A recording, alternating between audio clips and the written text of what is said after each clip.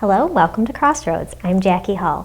Today I have the pleasure of having the Police Chief of Lincoln Park, Tom Karnes. Welcome, Tom.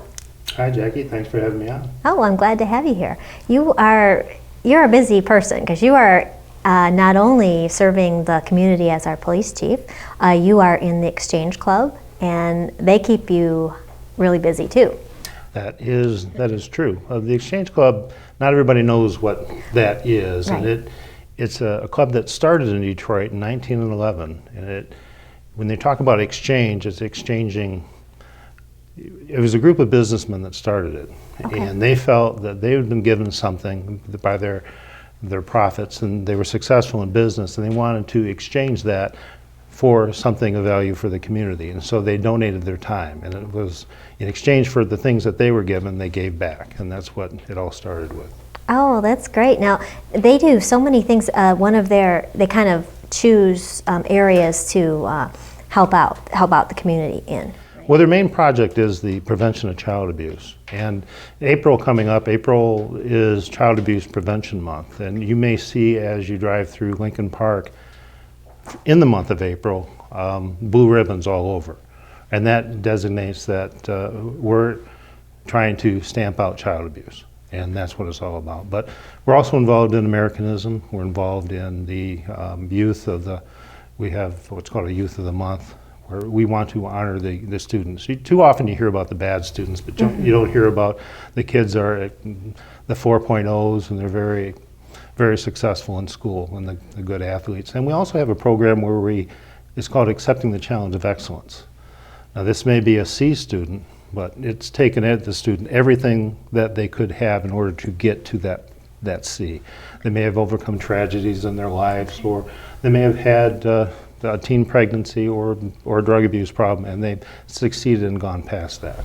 Well, that's great. I love because you guys hand out flags, to promote Americanism for everybody. It kind of reminds you. I mean, like, hey, this is a good thing. When we had a parade in Lincoln Park, and that's the program itself is give a kid a flag to wave, and it's all one word.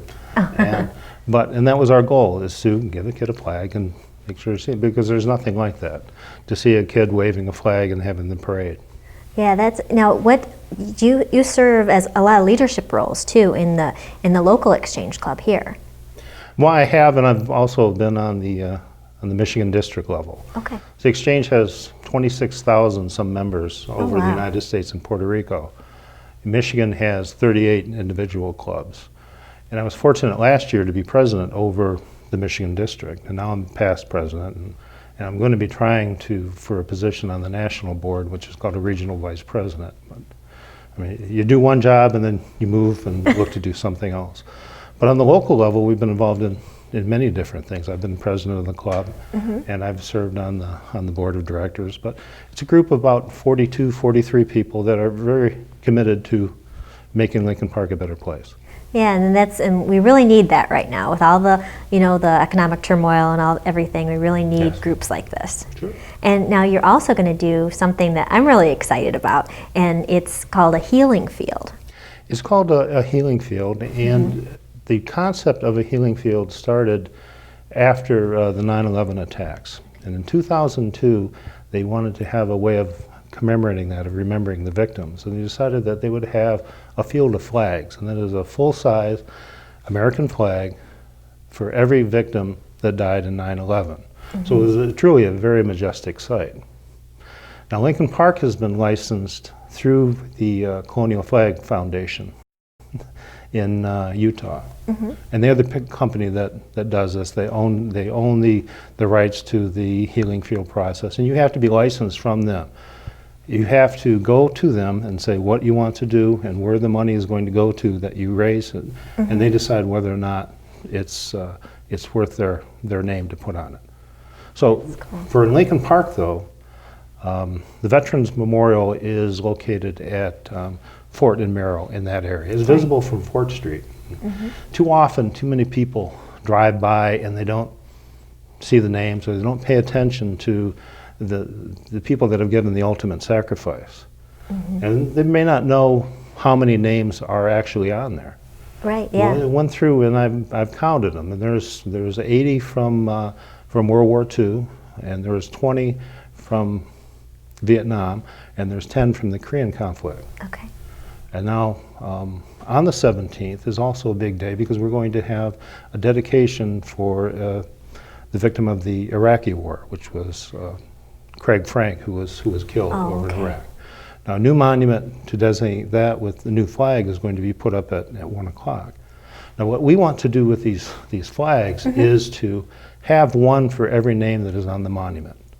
Oh, wow. And what we will do is we will lay out a field, and on the day of the memorial, my goal is to have and try to find a family member of that veteran to, when his name is called, to carry that flag out and put it into position. Now, all of these flags will have names of the soldiers on them, where they were stationed, what branch of the service they were in, and where they were killed. Now, it's something that I found out in doing research for this. You realize that just looking at the names is that not all of these men came home. That they went away, and some are buried in Italy, some are buried in France. There are several sailors that were buried at sea, and there's just a memorial service that was done maybe in the Philippines. And so it's a very different time for that. Right. If you look at 80 people from a city the size of Lincoln Park, which in 1940, 1939 was probably about 30,000 people, if that. That's a significant amount. Yeah. It is. That really is. I mean, just that kind of, I mean, now, I mean, we might not even think about, I mean, you know, with population being bigger, but it's just like, I don't know, I can't quite picture, it's going to be quite a sight to see with the flags.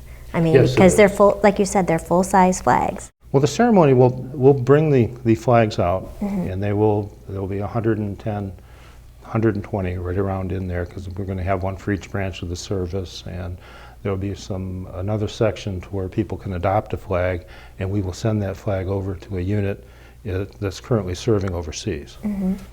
So we will have all of these out, and they will have the names on them and the ribbons, and we encourage people then to walk through and to take a look at it and to read where these soldiers came from and to see what it was all about.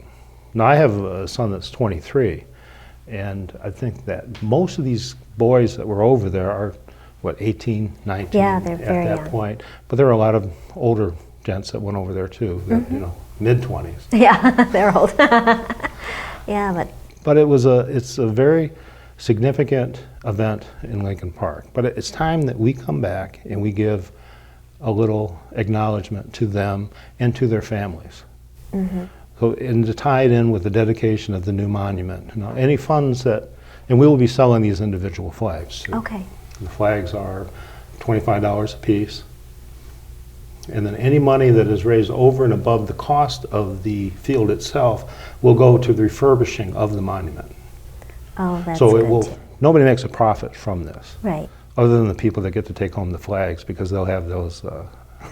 Right. Well, no, They'll that's have those for all time. And the flags are made in the United States by the Colonial Flag Foundation in Sandy, Utah, and there will be a little PVC pipe over 8 feet with a painted gold section on top. That when you get the flag, you also get the pole and everything. Okay. So that is kind of nice. no, it will be. And my favorite part of all this, other than it's going to be absolutely beautiful seeing all those flags flying, it will be. especially from Fort Street. It'll be a truly magnificent sight. And that we will be watching 24 hours a day. We'll have lights on them and such. But my favorite part is after the dedication at 1 o'clock, we have arranged, and the city has donated the use of the band shell room for us. Okay. And what I would like to do, and I'm going to do, is to invite the family members of the veterans or anybody that wants to share a moment. We'll have an open microphone. So if your uncle served in World War II or your grandfather served, and you want to come up and tell a little bit of that story, we'll listen. Oh, and everybody, nice. They would be invited to bring letters that they wrote home. There's one particular incident, I think a fellow by the name of Lester Pogowski came in and showed me pictures from his uncle that he had. And there's pictures of a child of his uncle's daughter that was born after he had left, and they sent the picture over to him, so he got to see it. And then he was unfortunately killed overseas, and he never did see the daughter in the flesh. Oh, gosh. I just wonder how many times that, but to have that picture and to see it at the time, and the letters that he sent from home, or the telegrams that he sent from overseas, Right. it really brings you closer to that time, and it gives you an understanding of how these people must have felt. Oh yeah, I mean, and I think it's so easy to feel so far away from that, because we weren't, we didn't experience it directly during World War II ourselves, and it just, I know my dad served in World War II, and I know that my brother was born when he wasn't, my brother was 2 before he saw him. Fortunately my dad came back, but I could see where that would be just awful for families. Well, even the veterans that came back, you have to think that they were over there for 5 years. A lot of them were there for 5 years continuously. Oh yeah. I mean, they went over there and they stayed until it was finished. And I mean, they don't talk about it a whole lot. I mean, my dad served in the Philippines in World War II, and he very rarely talked about anything that, it was just something that he did. Yeah. And it's amazing. I mean, the selflessness that they gave. I mean, and let alone the other ones that didn't come back. I mean, that's what's so touching about this whole project. The family members that, whether they got a telegram or they got a knock at the door, and they went through a terrible time at that point.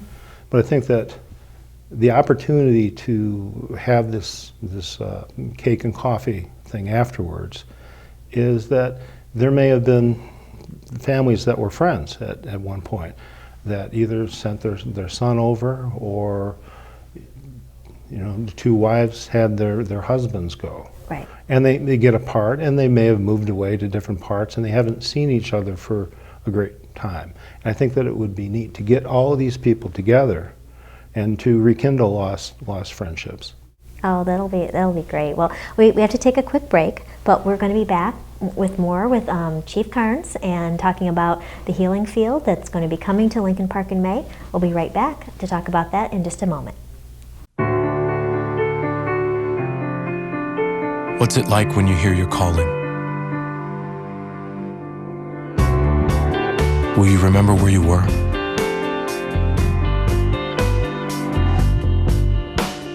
Will you ignore it? Or will you listen?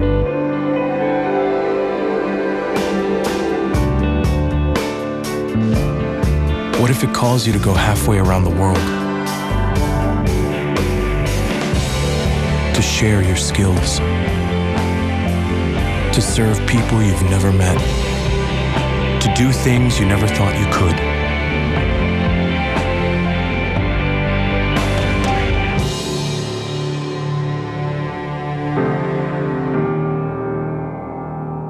Peace Corps, life is calling. How far will you go? Welcome back to Crossroads. I'm Jackie Hull, and I'm here with Chief Tom Karnes, and we've been talking about something wonderful that's coming to Lincoln Park, and it's called the Healing Field. Welcome back, Tom. And the Healing Field. Now, we've been talking about this a little bit, but since I've been hearing more about it, I would really like to get involved. Now, how can you tell me how myself or any other citizen can get involved with this? Well, first and foremost, we'd like you to attend the ceremony, which would be at 10 o'clock and start through, and then carry through the dedication of the new war memorial at 1 p.m. So that is the main way. Second thing is we need to cover the cost of this. Right. It's not exorbitant. It's $3,500 is what it costs us to put on it, maybe a little bit more than that. But we're still going to need to sell all of these flags. The flags are a very reasonable price at $25. I was fortunate to buy a flag from a healing field that was at the National Convention in St. Louis, Missouri, over the Exchange Club's National Convention. And that's the flag that I fly in front of my house. It is very nicely made.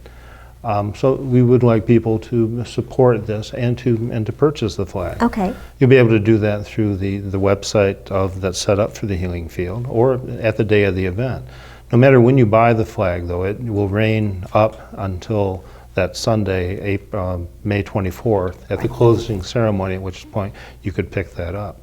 Now, as you can imagine, we are going to have to lay out a field for these 100 and some flags, and that is going to take some work because you have to pound something into the ground and set it up and make sure that it's all in the right spot.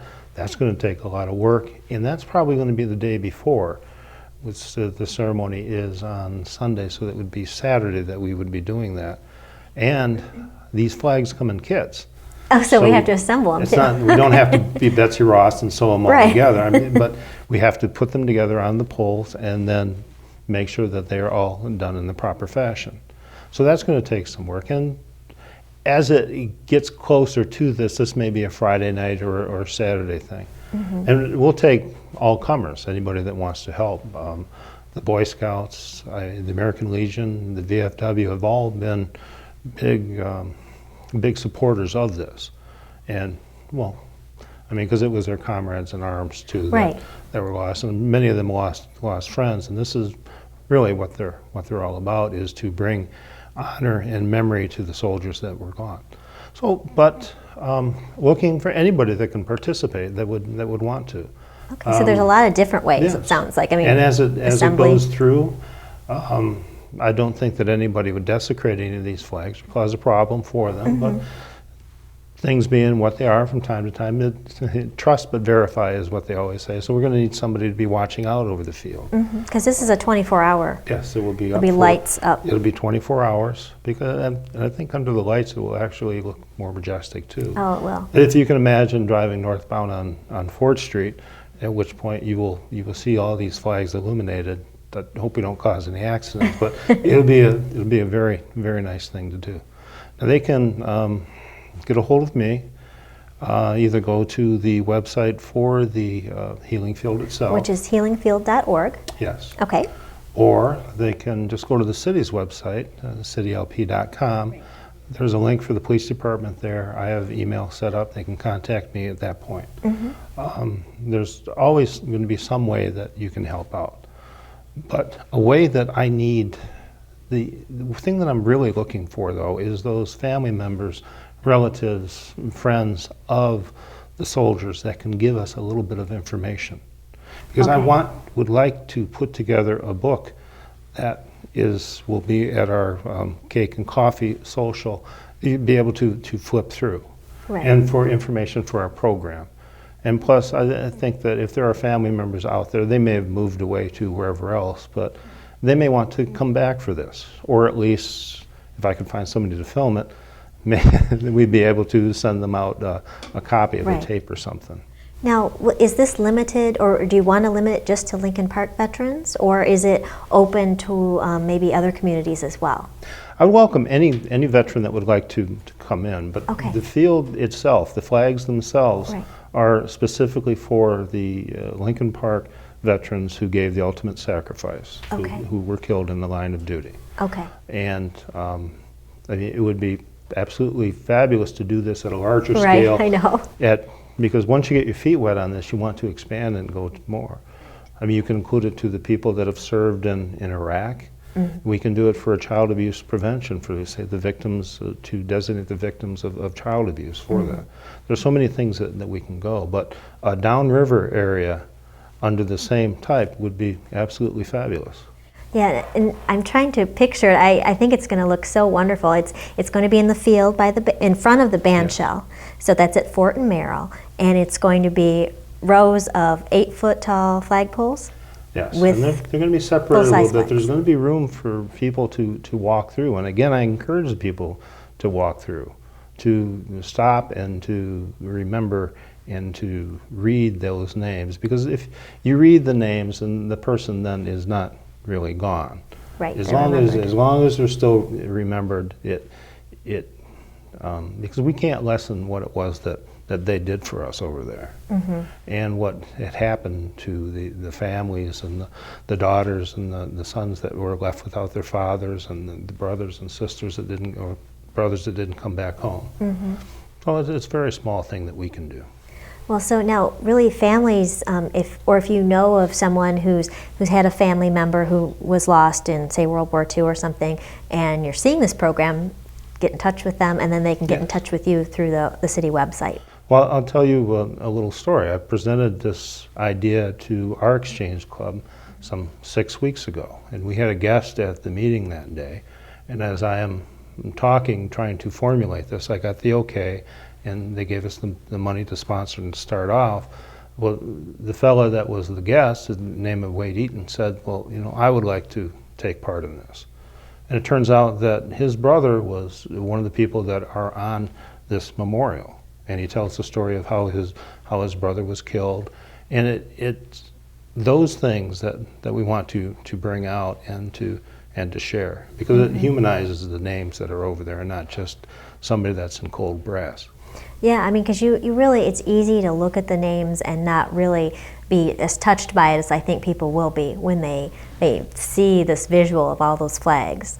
Well, you have a name that's on the wall, but then take the Mr. Prosky that I was talking about earlier. If you associate his wife with him, his daughter with him, and maybe the friends, and what a truly impact. It's like if your neighbor or somebody were to suddenly die. And